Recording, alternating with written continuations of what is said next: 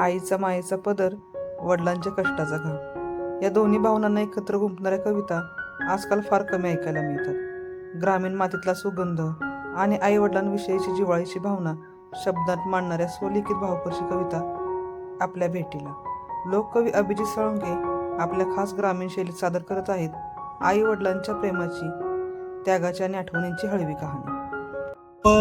वाळूतल उन्ह रोप निवडून तरी माय हुंदका आई आभाळाच्या सरी. बाप वडाच खोड जीव धरून तळत माय पारंब्या आई पसारा फुलीत.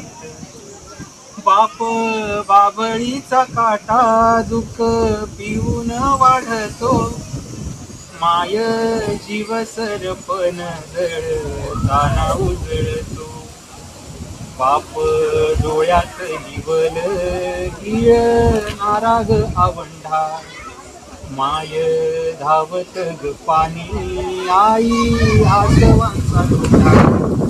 बाप आभाळ मोजतो वड चातका समान माय सुगरण खोपा जीव झुलतो झुल्यान. माय सुगरण खोपा जीव झुलतो झुल्यान. माय सुगरण खोपा जीव झुलतो झुल्यान.